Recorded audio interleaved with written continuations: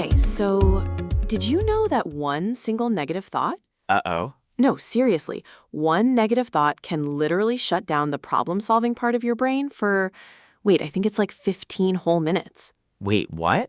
15 minutes? Just from one bad thought? Yeah, like literally just thinking, I can't do this makes you, temporarily dumber, Okay, well, that explains a lot about my mornings, honestly. right? Welcome back to the podcast, everyone. I'm Sam. And I'm Alex. And today we're talking about the power of positivity, I guess. Exactly, but not that fake cheesy kind. Oh, thank goodness, because I hate that. Yeah, me too. I mean, actual, scientific positivity. Because let's be real, staying positive it's hard, right? It is incredibly hard because of something called the negativity bias. The negativity what? Negativity bias. Your brain is essentially, it's like Velcro for negative experiences. Velcro? You mean the sticky stuff on shoes? Exactly. Bad things stick instantly, but for good things, your brain is like a nonstick frying pan.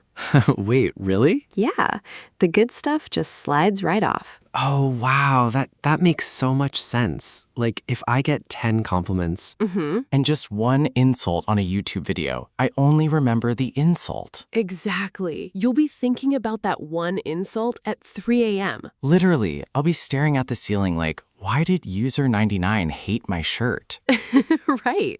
Because back in the caveman days, paying attention to bad news kept us alive. Oh, like running away from tigers and stuff? Exactly. But today, the tiger is just an angry email from your boss. Geez, so our brains are basically just broken? Not broken, just outdated.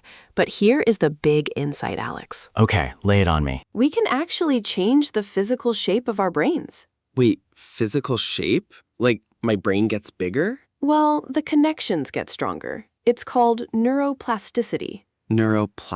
Okay, that sounds like a big science word. It just means your brain is like plastic. You can mold it. Oh, now I get it.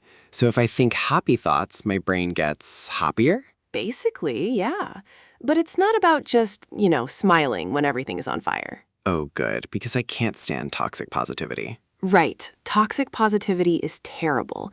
It's like, imagine your car's check engine light comes on. Okay. Toxic positivity is just putting a happy face sticker over the warning light. Everything is fine. My engine is totally not smoking. Exactly. The car is still going to break down. That is a great way to put it. So what is real positivity then? Real positivity is seeing the check engine light and saying, okay, this is a problem, but I have the tools to fix it. Oh, wow. Okay, wait, let's use a real example. Sure. Let's say, okay, you're driving to work and someone suddenly cuts you off in traffic. Oh, a classic. My blood pressure just went up thinking about it. Right? My immediate reaction is, anger. I want to honk the horn. Naturally, because of that Velcro brain we talked about. Yeah, so how do I use real positivity there? Just pretend I love bad drivers? No. You don't excuse the bad driving. Okay, then what? You reframe it. You pause, take a deep breath, and say, well, maybe they have an emergency. I guess that's possible. Or even just, I'm safe, my car is fine, I'm not going to let a 5-second moment ruin my 24-hour day. Wait, say that again. Not letting a 5-second moment ruin my day. That is so good. It changes everything, Alex. You literally stop the stress chemicals in your brain. That is insane. So I'm actually controlling my brain chemistry just by reframing the story? Exactly. You're like the DJ of your own brain. Wait, the DJ? How am I a DJ? Yeah, like you're picking the track. If the world plays a sad song, you can literally just remix it. Oh, okay, so the bad driver is the sad song. Right, and you're remixing it into a calm track. I like that. I'm DJ Alex, spinning the positive beats. DJ Alex.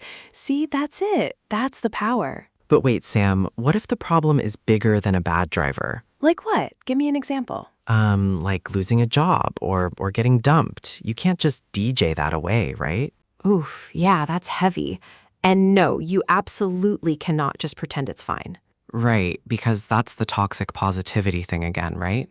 100%. If you lose your job and say, I'm so happy, you're basically lying to yourself. Yeah, your brain is going to be like, no, we aren't. Exactly. Your brain knows you're faking. So what do you do then? Just cry? I mean, yes, crying is fine. Feel the feelings. But then you use what psychologists call learned optimism. Learned optimism? Is that like going to school for happiness? Sort of.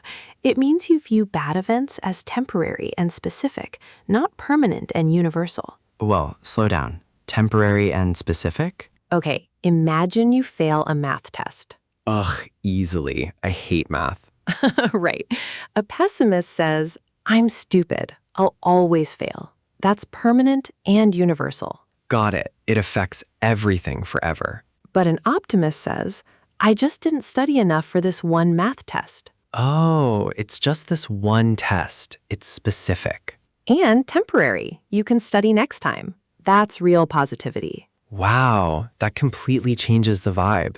It gives you control back. Exactly, Alex. It's not about being happy you failed. It's about believing you can fix it. That's huge. Okay, so how can people listening practice this right now? Let's do a quick mental exercise. Everyone listening, think of one small thing that went wrong today. Just a small thing, like spilling coffee? Perfect. Spilling coffee. Now notice what your inner voice says. My inner voice usually says, you clumsy idiot, you ruined the morning. Right, the Velcro brain. But let's flip it. Make it specific and temporary. Okay. I spilled my coffee because I was rushing this morning, but I can make another cup. Boom! Look at that. You didn't ruin your whole day. You just messed up a 5-minute window. It really is like a muscle, isn't it? It is literally a muscle. The more you flex it, the stronger those positive neural pathways get. I love that. So, wait, I have a challenge for our listeners. Oh, let's hear it. I challenge you guys to catch yourself complaining today. Just catch one negative thought. Yes, and then pause and reframe it. DJ your own brain. DJ your own brain. I'm trademarking that, Sam. You can have it, Alex. But seriously, it takes practice.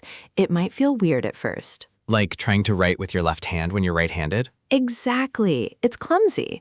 You might still get mad at the bad driver tomorrow. I probably will, honestly. But the next day, you might pause first. That pause is the victory. The pause is where the magic happens. It really is. It changes your brain chemistry, lowers your stress, and makes you, well, happier. And healthier, probably. Less stress means better health. 100%. Your heart, your immune system, everything benefits from that simple reframe. Man, this was mind-blowing. I came into this thinking positivity was just fake smiling. Most people do.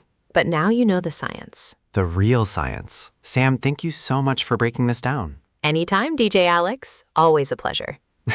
All right, guys, if you want to keep flexing that brain muscle, hit that subscribe button. Yep. Make sure you follow Mr. English Builder for more awesome deep dives. Stay positive. And we'll catch you in the next episode.